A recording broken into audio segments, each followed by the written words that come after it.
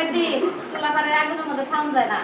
শর্টফট রান্না, ডিম ভাজা, আলু ভর্তা, ডাল, এটা হচ্ছে শর্টফট। ডাল আমাদের রান্না করাই আছে, এখন শুধু ডিম ভাজি আর আলু ভর্তা।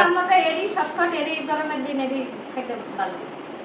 মাছ মাংস এগুলো রান্নার করতে সময় লাগে, শরীর গায়ে ম্যাঁ অবস্থা। ধনিয়ার পাতা দিলে আরো মজা, ডিম ভাজা সেই টেস্ট কারেক্ট। এত স্বাদ, এত স্বাদকে ডিম ভাজা। ডিম ভাজা আমার কাছে কিন্তু অনেক মজা লাগে, সত্যি সত্যি। এই স্বাদ, স্বাদ আর স্বাদ।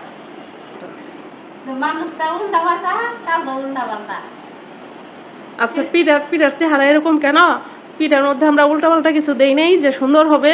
পিঠার মধ্যে দিচ্ছি প্রচুর পরিমাণে নারকেল, আর নারকেল দিলে পিঠা একটু এরকম হবেই না, মানে নারকেল দিয়ে পিঠা বানালে এই সাইজেরই হবে, আর নারকেল ছাড়া পিঠা বানালে তেলতলা ফিনিশ পালিশ। হ্যাঁ, ওইটা পালিশ করা থাকবো, কারণ এই নারকেল দিলে পিঠা একটু দেখতে সুন্দর হয় না, কিন্তু খেতে দুর্দান্ত।